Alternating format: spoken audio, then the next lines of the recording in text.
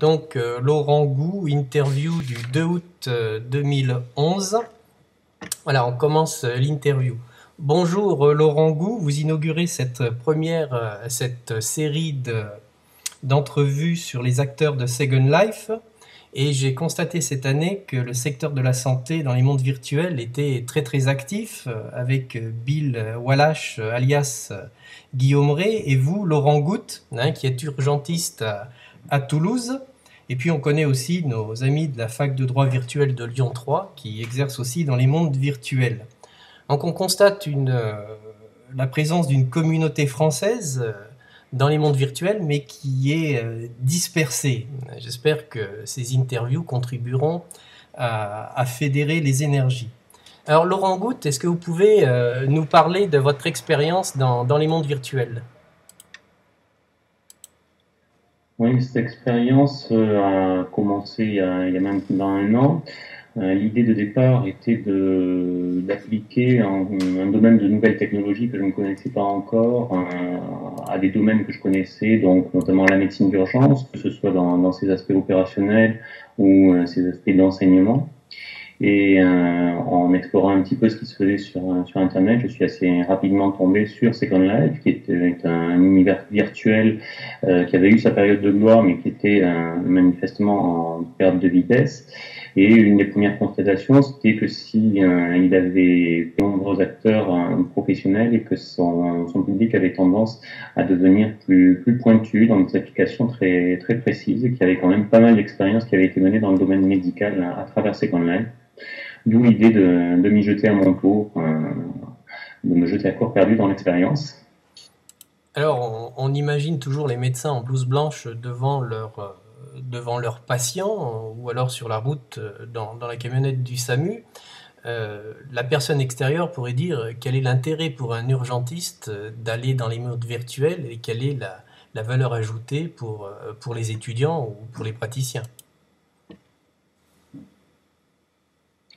Bien, premièrement, le plan n'est pas aussi énorme qu'on pourrait le penser parce que, notamment dans le métier d'urgentiste et d'urgentiste de SAMU, on passe déjà une moitié de notre vie professionnelle derrière des ordinateurs, dans des centres d'appel, à utiliser de nombreux logiciels sur de nombreux écrans en simultané pour pouvoir répondre aux appels d'urgence, les localiser. Et donc, à partir de là, l'appétence qu'on peut avoir pour les nouvelles technologies n'en est que plus grande. Alors j'ai été voir votre travail en ligne et j'ai vu que vous aviez organisé des séances de simulation d'accidents et notamment d'un crash d'avion.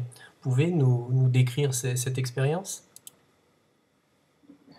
Oui, de manière chronologique, on a démarré beaucoup plus petit et beaucoup plus modeste, en fait, par des expériences qu'on pourrait plus rapprocher de la téléconférence et de l'enseignement à distance, en retransmettant un cours qui était donné dans le monde réel, en présentiel, avec de nombreuses personnes qui étaient présentes dans une salle, et en le diffusant grâce à Second Life, une première séance de téléconférence sur 4 sites. On a profité de cette expérience pour la découper en 2 parties. Une première partie relativement classique où on a projeté un diaporama dans le monde virtuel en se disant que ça allait permettre aux gens de s'habituer progressivement sans les perturber trop dans leurs habitudes. Et une deuxième partie à ce cours qui a été beaucoup plus dynamique avec un véritable scénario pédagogique sur le thème de la soirée qui était les grands brûlés. Et on a mis tous les acteurs qui étaient présents dans les salles et qui assistaient au cours au creux de l'action, au cœur de l'action, et ils se sont retrouvés face à une maison en flammes, face à une victime qui en était extraite, au milieu des camions de pompiers et de l'action des secours, avec à côté d'eux la personne qui faisait l'exposé et qui faisait la présentation, qui en temps réel leur posait des questions et leur demandait de réagir et leur demandait ce qu'ils auraient fait dans ce cas-là. Donc ça, c'était une expérience déjà beaucoup plus intéressante dont vous me parliez, et celle de l'enseignement de la médecine de catastrophe. Ah, c'est vraiment très très intéressant, mais ça suppose que vous puissiez emmener dans votre histoire, puisque vous avez parlé de scénarios, non seulement les urgentistes professionnels, les étudiants urgentistes, mais aussi les pompiers et autres personnes spécialisés. Alors, quel a été l'accueil de ces autres acteurs du dispositif? Alors, dans un premier temps, pour tout dire, on a utilisé un artifice qui est que les pompiers ont été joués par des gens de la communauté de Second Life qui passent le plus clair de leur temps dans des jeux de rôle, notamment de pompiers.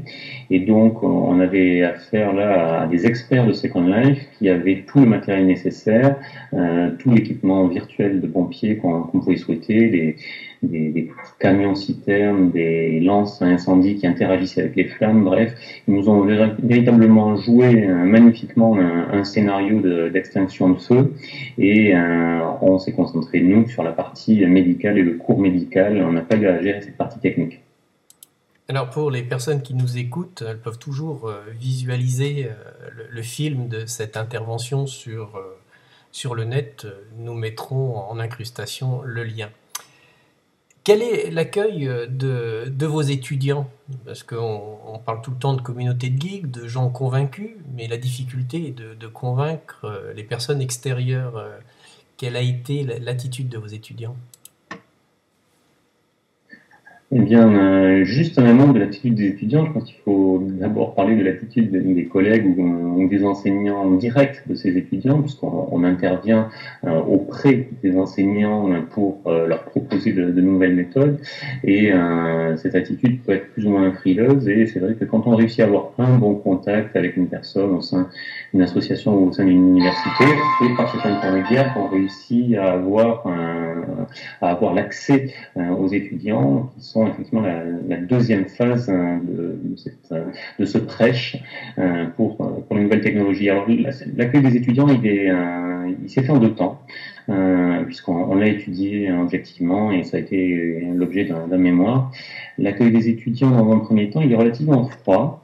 Ils imaginent un petit peu soit une usine à gaz, soit quelque chose de totalement utopique, soit quelque chose d'extrêmement complexe qu'ils n'arrivent pas très bien à appréhender. Et dans tous les cas, ils ont manifesté a posteriori, dans le secret des interviews qu'on leur a fait par papier et anonyme, ils ont confessé avoir eu initialement un grand scepticisme. Et au final, ils ont un retour extrêmement positif sur ce que ça leur a apporté et sur le réalisme que peut procurer l'immersion pour la mise en situation, notamment en situation de catastrophe. Ils l'ont comparé à ce qu'ils avaient pu faire au cours de leur module d'enseignement en pratique, dans la vie réelle. Donc, ils ont eu des exercices réels et des exercices dans un monde numérique. Et ils ont dit, on est confronté au même problème. On a les mêmes sensations, on s'y croit et on a le même niveau de stress qui vient lorsqu'on n'arrive pas à se débrouiller, lorsqu'on n'arrive pas à communiquer avec les autres et lorsqu'on se retrouve dans des situations qui deviennent ingérables.